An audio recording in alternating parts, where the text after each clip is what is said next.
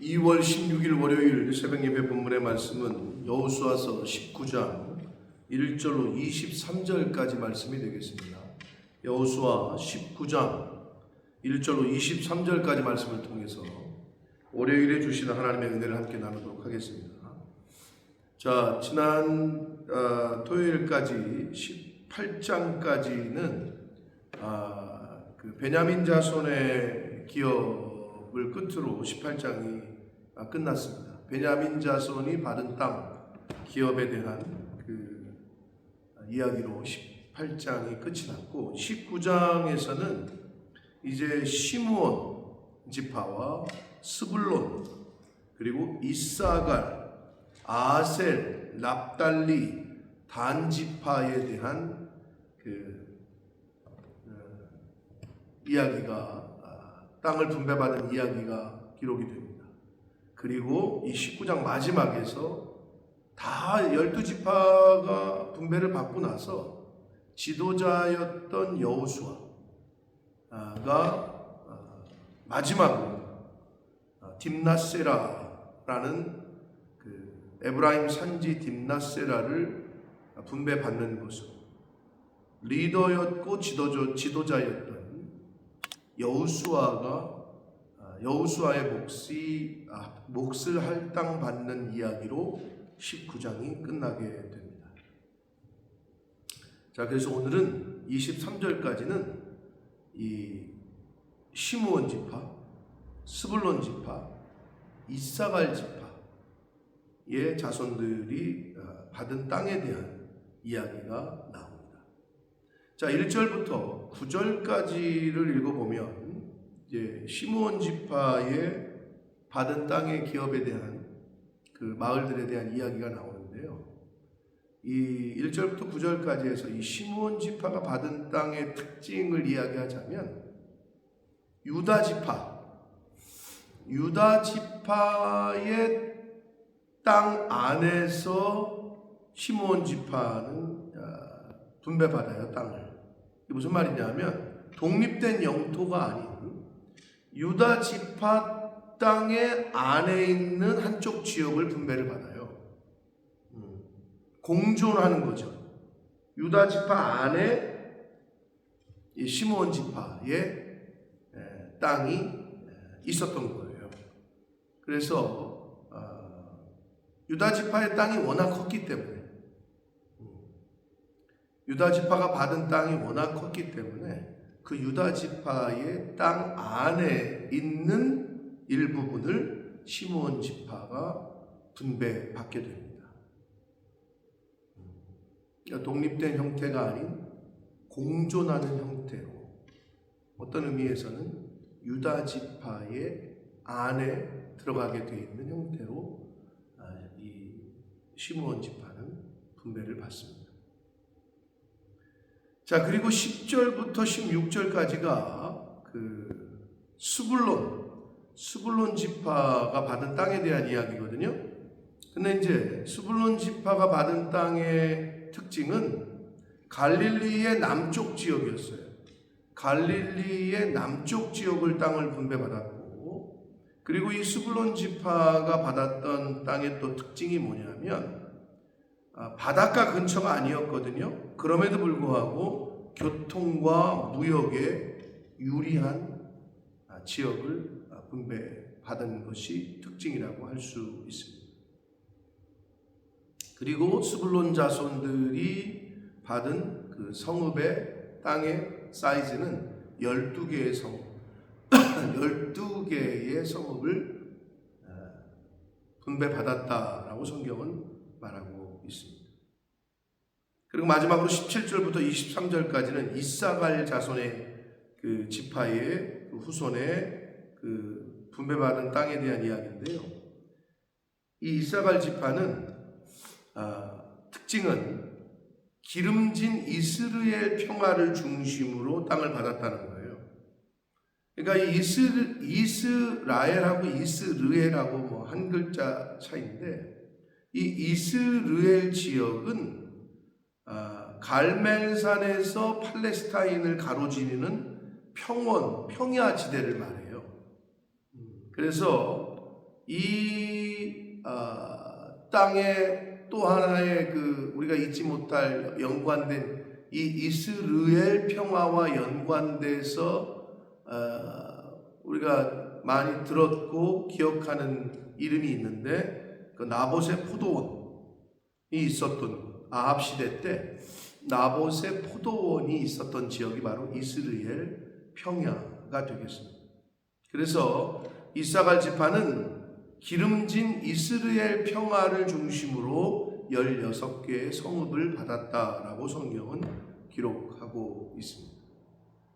자, 시므온, 스불론, 이사갈 기업의 땅을 분배받은 것의 특징을 오늘 이 23절까지 해서 말씀을 드렸습니다. 그 지역 이름, 땅 이름, 성 이름들이 계속 반복되고 있는 18장, 19장이었어요. 그래서 이 기업들이 받은 그 땅에 대한 특징들을 계속해서 말씀을 드리고 있는데, 오늘 이 19장 1절로 23절까지 해서 시므온과 스불론과 이사갈 자손의 기업에 받은 땅의 특징들을 말씀을 드렸습니다. 자, 그런데 계속해서 반복해서 이야기하는 것은 그 나머지 7지파, 그 요단 동편 쪽에 있었던 그 세 지파와 그리고 유다 지파, 그리고 요셉 지파, 에브라임과 므낫세 지파, 이 므낫세 반지파죠, 정확히 말하면 요단 동쪽에 반지파가 있었으니까 이거를 뺀 나머지 7지파들의 그 이야기를 우리가 땅을 분배받은 것을 어제 토요일과 오늘 말씀을 통해서 봤는데, 특징은 뭐냐? 실로의 여호와 앞에서 제비를 뽑았다. 기억하실 텐데, 하나님 앞에서 제비를 뽑았다. 즉 하나님께서 정해주셨다. 이게 가장 큰 땅을 분배하는 것에 있어서의 교훈이요, 특징인데, 그래서 이 기업을 분배하는, 땅을 분배하는 것에 있어서의 또 하나의 중요한 특징을 말씀드리면, 12지파가 똑같이 분배받은 게 아니에요. 사이즈가, 면적이 100평이면 100평, 200평이면 200평 이렇게 똑같이 분배받았던 것이 아니다. 기업의 분배는, 즉 땅의 분배는 핵심은, 키워드가 똑같이가 아니라 합당함이라는 키워드로 하나님께서 정해주셨다는 거예요. 유다 지파는 엄청 컸어요, 사이즈가. 또 다른 지파들에 비해서 이게 다 똑같지가 않아요. 누구는 100평, 누구는 200평, 누구는 10,000평 이렇게 달라요, 사이즈가. 그럼 하나님은 불공평한 거 아니야? 여러분, 하나님은 공의로우시고 정의로우시다. 이스라엘의 12지파의 조상들인 야곱의 12아들들의 그 행동들 하나하나를 하나님은 다 기억하고 계셔서 거기에 맞는 기업을 주셨어요. 그게 이 기업을 분배받은 것에 주는 아주 굉장히 중요한 교훈이요, 계시입니다. 하나님은 행한 대로 갚아주시는 분입니다. 그 약속의 말씀을 신약에서도 계속하고 계시고, 그리고 그 약속에 그런 하나님이 아니라면 우리가 이 땅에서 수고하고 말씀을 지키려고 애쓰고 열심히 지킨 사람이나 그냥 그저 그런 사람이나 세상과 타협하고 양다리 걸친 사람이나 똑같다. 아니, 이게 불공평하신 하나님이죠. 그래서 우리가 이 12지파의 후손들이 땅을 분배받는 과정에서 중간중간 계속 말씀을 드렸어요. 기업의 분배, 땅을 나눠주심에 있어서의 키워드는 똑같이가 아니라 합당함. 하나님의 공의로우신 정의로우신 기준에 따라 합당하게 분배되어졌다라는 거예요. 사랑하는 성도 여러분, 이 세상에서 말씀대로 지키려고 힘쓰고 순종하고 헌신하고 충성하고 희생하고 섬기고 순종하는 하나님의 백성들에게 하나님께서는 거기에 맞는 합당한 상을 준비하시고 주실 줄 믿습니다. 아멘. 이 믿음으로 우리가 오늘을 살아가는 거예요. 사랑하는 성도 여러분, 하나님이 우리에게 주시겠다고 약속하신 그 약속의 말씀들을 잘 기억하셔서 하나님께서는 각 지파 한 사람 한 사람들의 오늘날 저와 여러분의 하나님의 백성들의 삶을 잘 보고 기억하셨다가 거기에 합당한 은혜와 합당한 축복을 기업을 허락하실 줄 믿습니다. 그 믿음으로 오늘을 살아가시고 남은 인생 가운데 믿음 생활, 신앙 생활을 하는 저와 여러분이 되시기를 예수 그리스도 이름으로 축복합니다. 살아계신 하나님 아버지, 감사와 찬송과 영광을 올려드립니다.